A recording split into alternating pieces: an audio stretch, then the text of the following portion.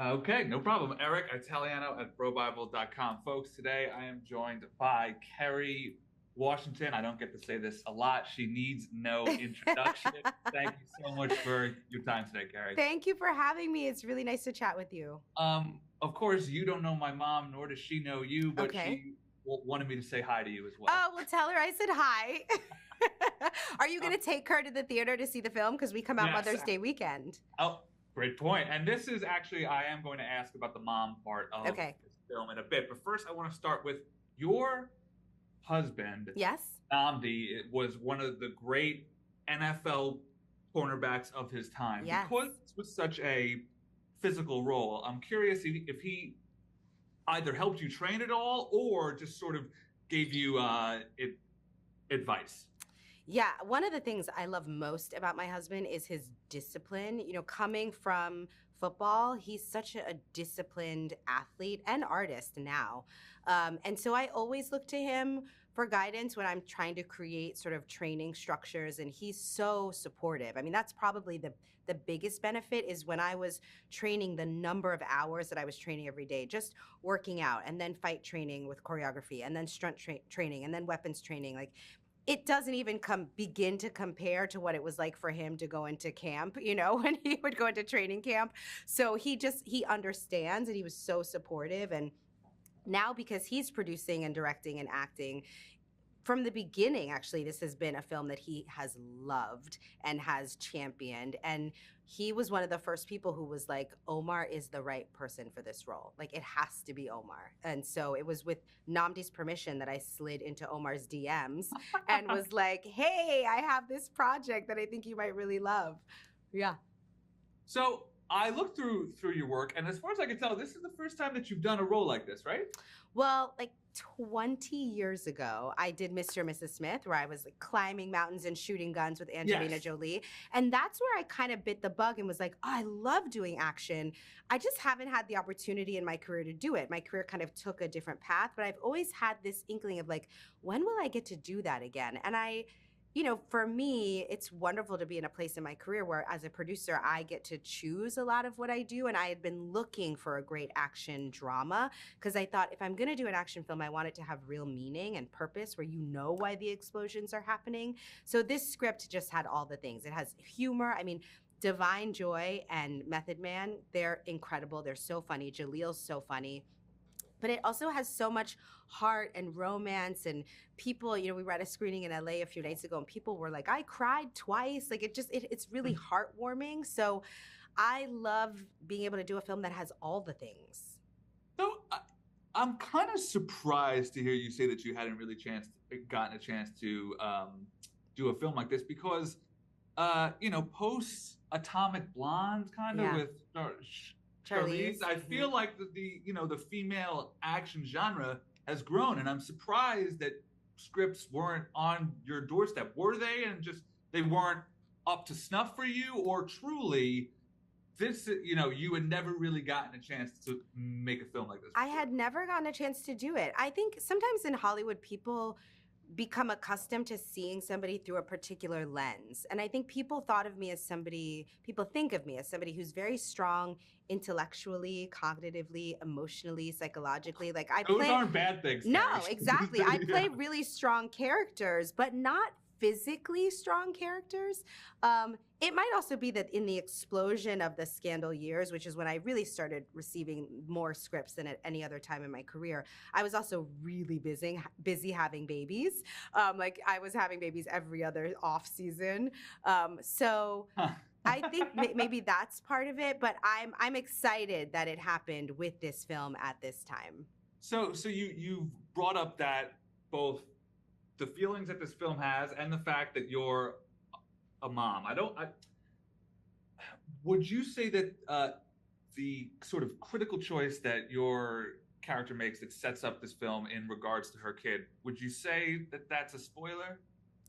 No. I think I can say it, that my character makes the really difficult decision to kind of back away from the family to protect them from afar because she feels like they're going to be looking for a mom and a baby when this family's on the run. And she's like, I'm going to create some distance. I'll protect you guys from afar. And so we get to see this beautiful image of fatherhood in the film also. Like, not only am I playing this badass mom who's like taking people out from the peripheries, but Omar Sy plays this incredibly present, like he's also a badass. I mean, that bank scene is so dope, but he is vulnerable and sensitive and caring as a dad. And I know so many like modern dads who are like that, who are so emotionally present. My dad is like a light in my life. Namdi's an incredible father. I love seeing this dad be so present and do the primary parenting in the film.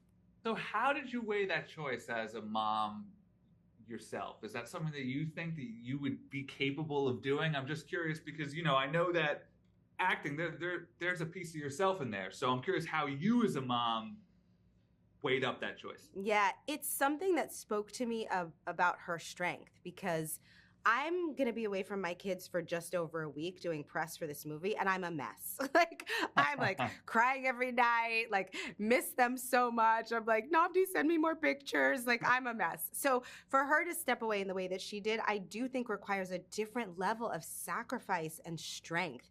And so I thought, oh, this is cool, because she is somebody who's not just physically strong, but also emotionally, psychologically strong.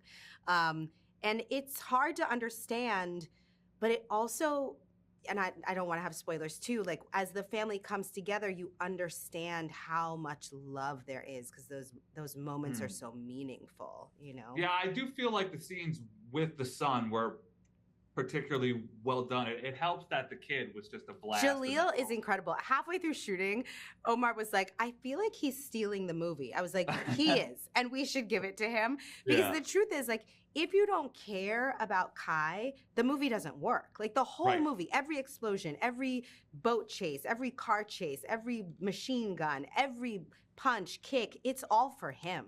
So you have to love him, and he's impossible not to love, which really helps the film. Yeah. So I had touched on Atomic Blonde, but this goes as far back as Sarah Connor. I'm curious if there are sort of any iconic female action characters that you look to, either to inspire you or to find a way to do something new.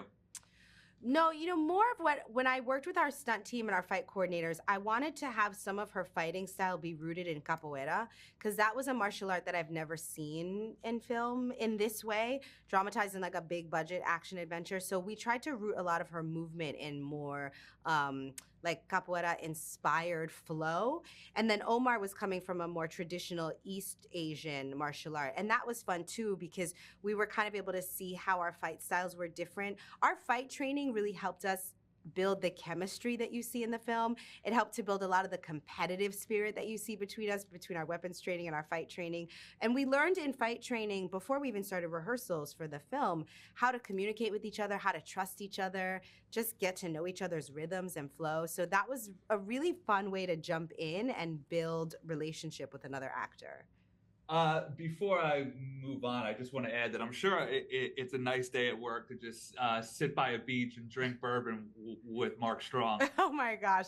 Even when he's being so evil, because he's like the best bad guy on the planet, which is so weird because he's the nicest human being. I've spoken to Mark. He's right? so he's nice. So nice, but he plays dark. Like, he knows how to tap into that. Well, he's got that voice. Yes, yeah. But he's a joy. He's such a joy to work with. And we did, we would have these incredible commutes where we were staying on this resort in Cartagena and shooting on this tiny island where every morning the whole cast and our director, Joe Carnahan, we would get on these boats. We would give somebody control of the Bluetooth for the music, and we would just like ride for 45 minutes through the gorgeous crystal blue waters of Colombia on the way to work. It was a magical dream job. Not bad. Yeah. Now, did you get to bring the family along to film that? Yeah, which was crazy because it was right after Encanto came out. And so when we were in Cartagena, my kids were like living in a Disney movie. They were like, the whole movie has come to life. It was adorable. So beautiful, and the music and the food. And it's a pretty spectacular place.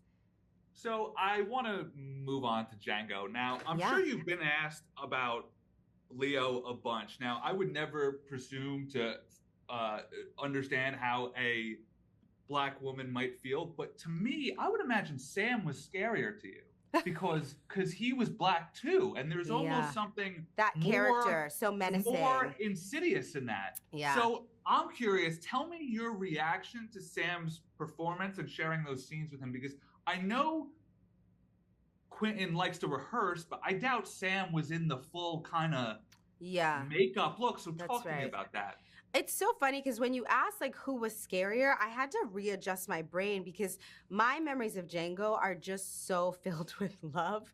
Like those guys in real life, those guys protected me so much. Jamie, Sam, Leo, like they, you know, we really looked out for each other because that was such a hard shoot. Even Quentin, you know, he would say like, this is so hard emotionally. We were shooting on real plantations where it felt like that history was in the soil. And we were telling stories that were stirring up like ancestral history, right? So when I watch the film, when I think about it, I thought what Sam was doing was brilliant because he was towing that dangerous, terrifying line of like what it takes to be in a community and betray your own community. And so it was terrifying to witness, but also I appreciated it so much as an actor. And then Leo too. I mean, there's half of your brain that like the character is terrified and appalled, but the actor is like, get it, like so excited that he was willing to go there and do that insane performance. Well, so I did want to ask you about that. First of all, there's been much made about the blood thing. So I just want to confirm. Yeah. He cuts his hand first. Yeah. And then later, because of that, Quentin decides, okay, we have to shoot blood and non-blood. Yeah. What he rubs on you is fake blood. Confirmed. Yes, correct. Okay. So he cuts his hand on the glass in the scene and doesn't stop, keeps going. And we're all like, and you see him be like, oh shit. Yep, and keep going, which I was like, I will never forget this. And then we all kind of have a conference where we're like, what do we do? Because it's incredible. This was my point, Kerry, not to cut you off. Was that a collaborative approach between you two in terms of how far and how intense to take it, regardless of the blood or not? Or was it all on the page? No, it was. I mean, because the blood wasn't on the page, the blood was discovered on the day. So once we all talked about it and decided like it's too good to not have the option to use it, we're just gonna have to shoot every moment both ways from this part of the scene through the end of the scene. And then once we decided to kind of implore the fake blood, then there were no limits. I was like, you can do whatever, you know, obviously within respectful bounds, but not respectful. Like, right, his character doesn't respect me. So within the artistic boundaries that made sense for everybody there, I was like, let's just go for it. But because it was fake blood when it came to touching me. Yeah. So that's now been settled. Yes.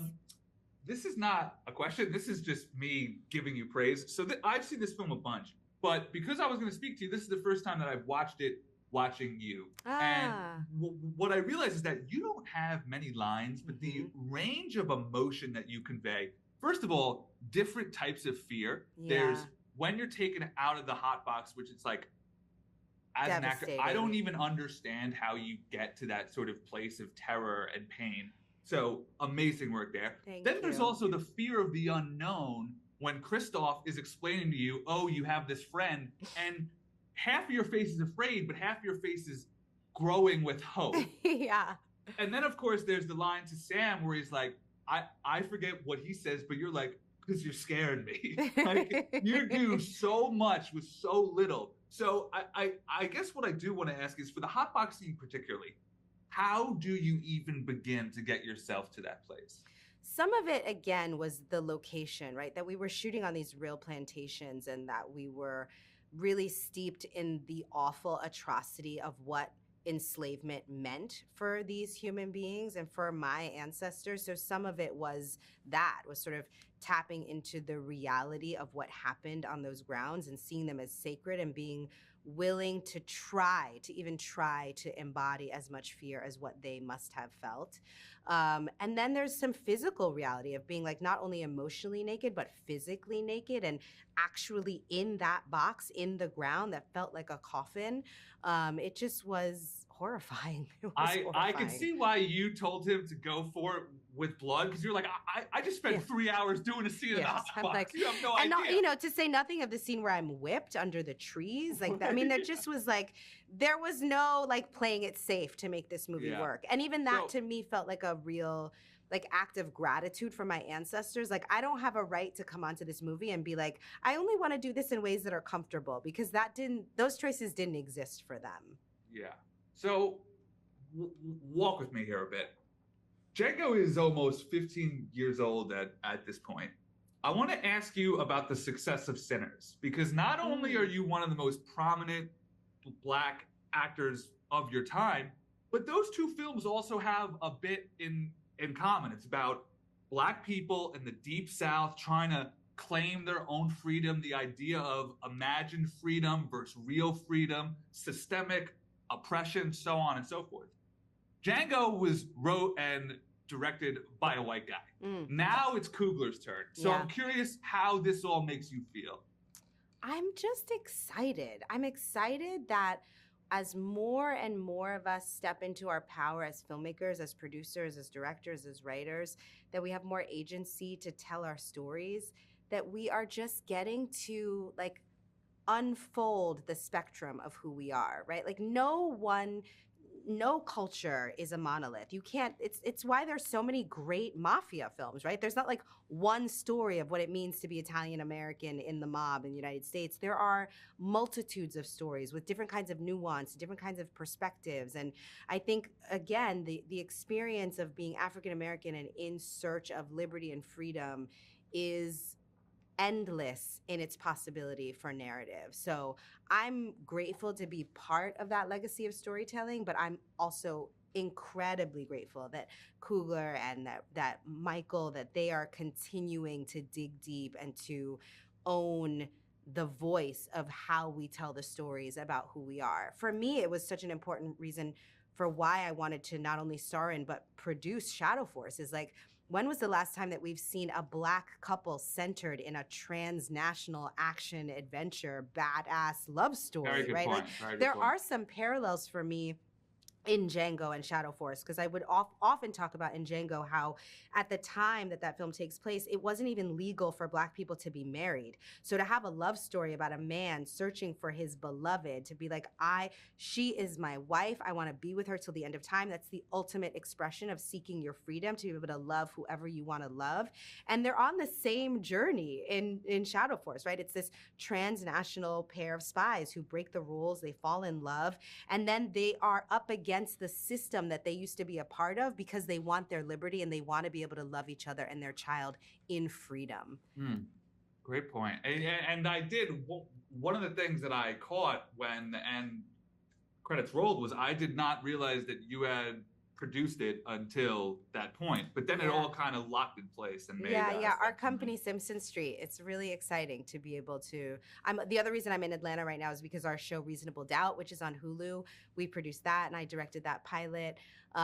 We're really doing a lot of stuff that I'm proud of, but it's important. I think it's really important that everybody be able to own the narratives for the stories that they want to tell.